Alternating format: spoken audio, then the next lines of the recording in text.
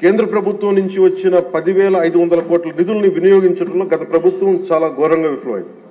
అందులో 1,800 కోట్లు PMAY urban rejuvenation machine, ప్రధానమంత్రి Ayushman Bharat, pre matric scholarship for OBC, EBC, denotified తెగలు, PMSSV కింద రావాల్సిన పోస్ట్ మెట్రిక్ స్కాలర్షిప్లు చెల్లించకపోవడంతో వెనక్కి వెళ్లిపోయాయి.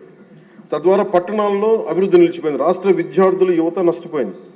సెంట్రల్లీ స్పాన్సర్డ్ స్కీమ్స్ కి రాష్ట్ర మ్యాచింగ్ గత ప్రభుత్వం ఇవ్వకపోవడం వల్ల 8,700 కోట్ల రూపాయలు నిరుపయోగం అయిపోయాయి. తద్వారా కేంద్ర ప్రాయోజిత పథకాల అమలు ఆగిపోయింది. ఇట్లా గత ప్రభుత్వం పూర్తి చేయకుండా వదిలేసి వెళ్లిన పులివెందులు గాని, డోన్, ఉద్దానం ప్రాజెక్టులకి తిరిగి మన ప్రభుత్వం వచ్చి 400 కోట్ల రూపాయలు కేటాయించి మళ్లీ విలేజ్ స్కీమ్ ప్రాజెక్టులను ఈ వేసవిలోని ప్రజలకి అందుబాటులో తీసుకురాబోతుంది. మరో 7,910 కోట్ల రూపాయలతో 5 జిల్లాల పరిధిలో మెగా వాటర్ గ్రిడ్ ప్రాజెక్ట్స్ ని ప్రారంభించాం. 2027 చివరి నాటికి మొత్తం ప్రాజెక్టులు పూర్తి చేయబోతున్నాం. అధ్యక్ష, కూటమి ప్రభుత్వంలో అధికారంలోకి వచ్చిన తర్వాత జల్ జీవన్ మిషన్ కి చాలా బలమైన పునరుత్తేజం తెచ్చాం. అలాగే విద్యాశాఖలో కూడా సహచర మంత్రి వైద్యులు సోదరుడు నారా లోకేష్ గారి నాయకత్వంలో కూడా చాలా రెవల్యూషన్ చేంజెస్ వచ్చినాయి. తల్లికి వందనం, మెగా పేరెంట్స్ టీచర్ మీటింగ్ వంటి ఈ వినూత్న కార్యక్రమాలను అమలు చేయడం, మెగా డిఎస్సి ద్వారా 16,000 మందికి ఉపాధ్యాయ నియామకాలు చేపట్టడం, ఇవన్నీ వారికి మనస్ఫూర్తిగా అభినందనలు తెలియజేస్తాను.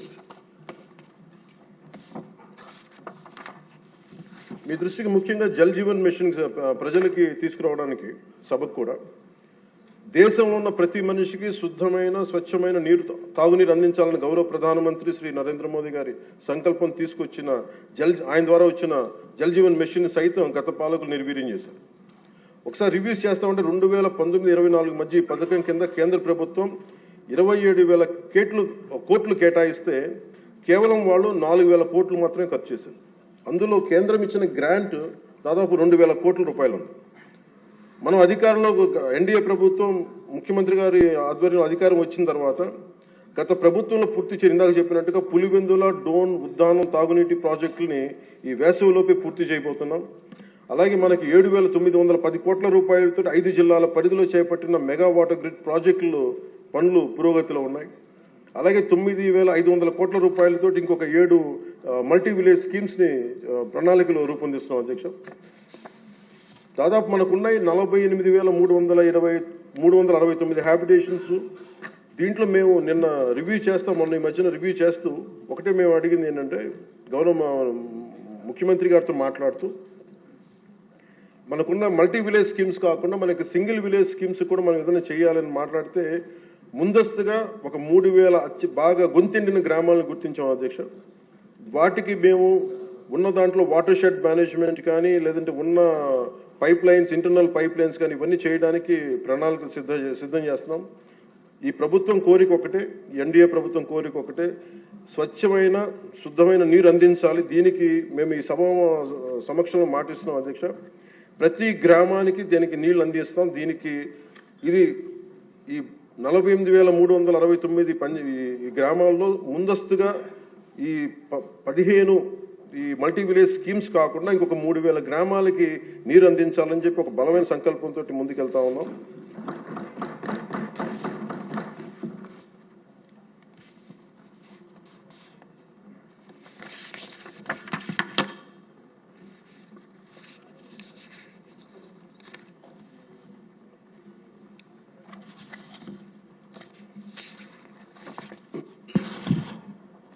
ఉదాహరణకి మీకు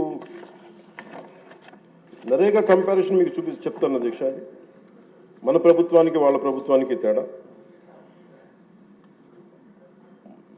నరేగా పథకం కింద 2019-24లో వాళ్ళు ఖర్చు పెట్టింది ఈ సీసీ రోడ్లు కానీ, బీటీ రోడ్లు కానీ మీకు తెలియజేస్తాను. ముందు సీసీ రోడ్లకి వాళ్ళు 610 కోట్లు ఖర్చు పెట్టి ఈ సీసీ రోడ్లకి, బీటీ రోడ్లకి 5 సంవత్సరాల్లో వాళ్ళు 610 కోట్ల రూపాయలు ఖర్చు పెడితే ఎన్డీఏ ప్రభుత్వం వచ్చిన తర్వాత ఖర్చు పెట్టింది 3,853 కోట్ల. అధ్యక్ష,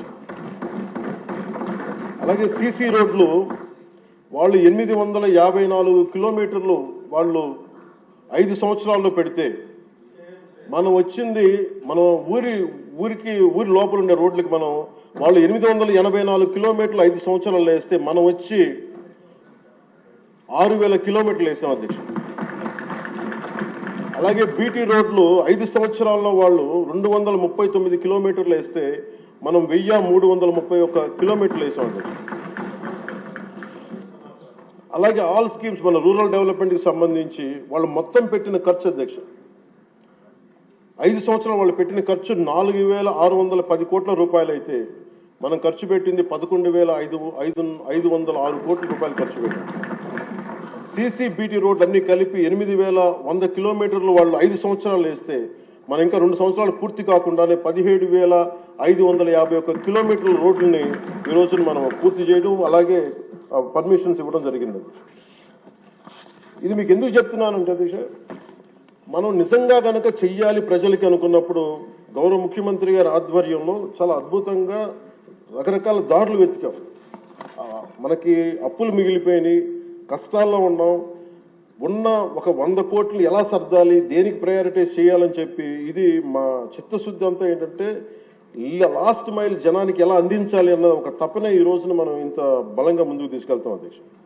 అలాగే గ్రోత్ రేట్ ఆఫ్ ఆంధ్రప్రదేశ్ 2014-19 వచ్చినప్పుడు మనకి విడిపోయినా కానీ 13.50% మనకు ఉన్నప్పుడు, అదే 19-24 వచ్చేటప్పటికి 10.5% పడిపోయింది.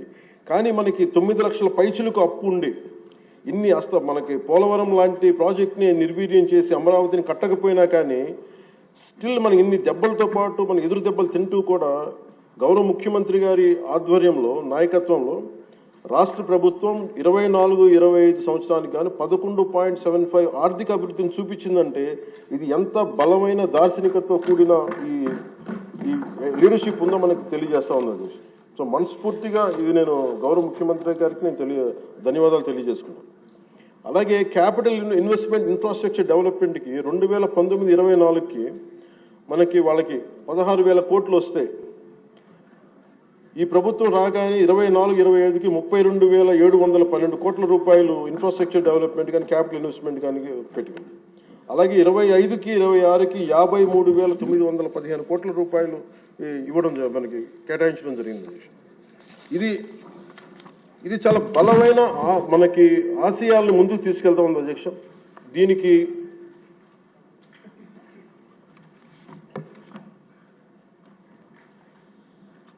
దీనికి నేను కోరుకుంటుంది కూడా ఈ అలయన్స్ చాలా బలంగా ఉండాలి అనేది నా ప్రజల సభ్యులందరికీ కూడా నేను నా ఆకాంక్షని, నా ఆశయాన్ని తెలియజేస్తాను. నేను ఎందుకు ఇంత తపన పడ్డాను, రాష్ట్ర విభజన జరిగినప్పటి నుంచి ఆంధ్ర రాష్ట్రం వెనుకబాటు పడిపోయింది, దీనికి ఎవరు ముందుకు తీసుకెళ్లలేము అనుకున్న దాంట్లో నేను ఏమీ ఆశించకుండా 2014లో మన అలయన్స్ కోసం నేను కష్టపడ్డాను. అలాగే 19లో కూడా ఉండాలని కోరుకున్నాం, అది పరిస్థితుల్లో కుదరలేదు. కానీ 24కి వచ్చేటప్పటికి నేను పార్టీ పరంగా అన్ని తగ్గి అన్ని రకాలుగా ఎందుకు పెట్టానంటే ఇది నేను పార్టీగా గెలవడం కంటే కూడా నేను ఇండివిజువల్గా సాధించడం కంటే కూడా నేను కోరుకుంది 5 కోట్ల మంది ప్రజల ఆకాంక్షల్ని, ఆశయాల్ని ముందుకు తీసుకెళ్లాలని ఒక నా తపన. ఇది ఎట్టి పరిస్థితుల్లో కూడా నేను కోరుకుంటుంది. ఇప్పుడిప్పుడే మనం చిన్నపాటి ఒక 1 పాయింట్ అభివృద్ధి చూసాం మనం ఇప్పటికీ. ఇది ముందుకెళ్ళాలి, ఇంకా మన ఆకాంక్షలను, ఆశయాలు ముందుకు తీసుకెళ్ళాలి అంటే ఇది మనలో ఉన్న ఏమన్నా సరే చిన్న సవరణలు ఏదైనా చేసుకుంటే అందరం ముందుకెళ్ళాలి. ఈ ప్రభుత్వానికి, ముఖ్యమంత్రి గారికి బలంగా నిలబడాలని మనస్ఫూర్తిగా కోరుకున్నాను అధ్యక్ష. అలాగే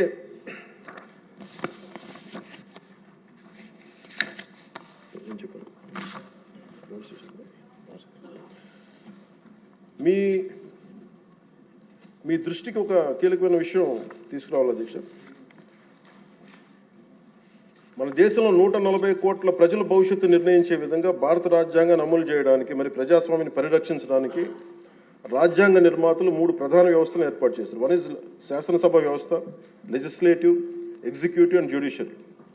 ఈ 3 వ్యవస్థలు పరస్పర సమన్వయంతో ఎలాంటి ఆటంకాలు లేకుండా సమర్థవంతంగా పనిచేసినప్పుడే ప్రజాస్వామ్యం బలంగా నిలబడుతుంది. వీటిలో ఏ ఒక్క వ్యవస్థలోనైనా లోపాలు ఏర్పడితే ప్రజాస్వామ్య వ్యవస్థపై ప్రభావం చూపడం కాకుండా ప్రజలకి న్యాయం మరియు సేవలు చేయడంలో ఇబ్బందులు పెడతాం. ఇది ఎందుకు ప్రస్తావించానంటే అధ్యక్ష, ఈ మధ్య నేను మన గవర్నర్ గారిని కలవడం జరిగింది, అబ్దుల్ నజీర్ గారిని. జరుగుతున్నప్పుడు ఆయన నా దృష్టికి తీసుకొచ్చింది, ఈ national grid judicial data grid ప్రకారం దాదాపు 1,11,59,767 సివిల్ కేసులు, మరి 3,80,60,784 క్రిమినల్ కేసులు ప్రస్తుతం దేశవ్యాప్తంగా పెండింగ్లో ఉన్నాయి.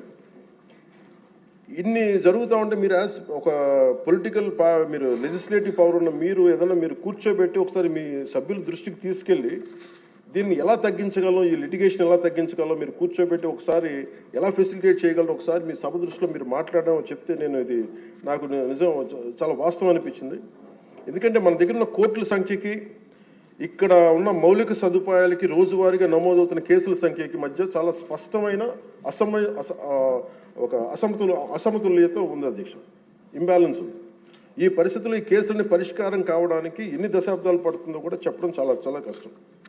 అందుకని ముఖ్యంగా మీరు కోర్టుల పరిస్థితిని చూస్తే కనీసం మౌలిక సదుపాయాలు కూడా అందుబాటులో లేని పరిస్థితి కనిపిస్తూ ఉంది. ముఖ్యంగా మహిళా అడ్వకేట్ల కోసం టాయిలెట్స్ కానీ సదుపాయాలు కానీ చాలా చోట్ల లేవు, కనీసం వాళ్ళ విశ్రాంతి గదులు కానీ.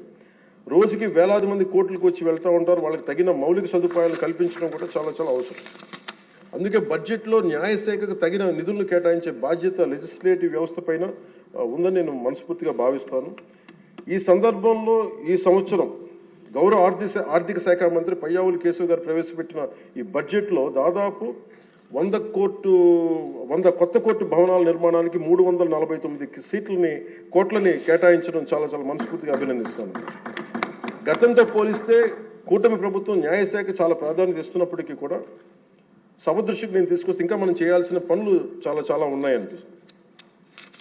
ఎందుకంటే ఆయన చెప్పింది, ప్రత్యేకించి గవర్నర్ గారు చెప్పింది, ఒక్క కేసు ఒకరి మీద ఉంటే మనందరికీ తెలిసి అందరం దాదాపు ముఖ్యమంత్రి గారు చెప్తే సభలో ఉన్న ప్రతి ఒక్కరి మీద ఏదో ఒకలాగా కేసులు ఉన్నాయి. మన మీద కేసు పడింది లేదంటే సగటు ఒక మనిషి మీద కేసు పడిందంటే మన ఒక్కరి మీద పడినట్టు కాదు, మన కుటుంబ సభ్యుల మీద, మన చుట్టుపక్కల ఉన్న దాదాపు 10 మంది మీద పడద్ది. ఆయన అబ్దుల్ నజీర్ గారు చెప్పింది కూడా, ఒక కేసుని మీరు ఒక వ్యక్తిగా చూడకండి, ఒక సమూహంగా చూడక 10 మంది మీద ఇంపాక్ట్ ఉంటుంది. మీరు కోటి కేసులు ఉన్నాయంటే దాదాపు 10 కోట్ల మంది ప్రజల మీద ఇంపాక్ట్ ఉంటుంది. అందుకని దాని మీద మీరు లిటిగేషన్కి మీరు ఆల్టర్నేటివ్ డిస్ప్యూట్ రిజల్యూషన్ మీరు పెంచే దిశగా మీరు ప్రభుత్వం ఆలోచిస్తే చాలా మంచిది అనేది వారు సూచనప్రాయంగా తెలియజేశారు అధ్యక్ష. అలాగే కేసుల స్వభావం క్లిష్టతను బట్టి చిన్న చిన్న వివాదాలను ఏడీఆర్ సెంటర్ల ద్వారా పరిష్కరించేలా చర్యలు తీసుకుంటే కోర్టులపై ఉన్న భారం తగ్గుతుంది. ఇవే కాకుండా కొత్త కోర్టు భవనాల నిర్మాణం మాత్రమే కాకుండా ఇప్పటికున్న కోర్టులన్నింటిలో కూడా కనీసం మౌలిక సదుపాయాలు కల్పించడం అత్యంత అవసరం. ముఖ్యంగా టాయిలెట్స్ కానీ, తాగునీటి సదుపాయాలు కానీ, కంప్యూటర్స్ కానీ, సర్వర్స్ కానీ, నెట్వర్కింగ్ వ్యవస్థలు, డిజిటల్ రికార్డ్ మేనేజ్మెంట్ వంటి ఐటీ మౌలిక సదుపాయాలని అభివృద్ధి చేయాలి.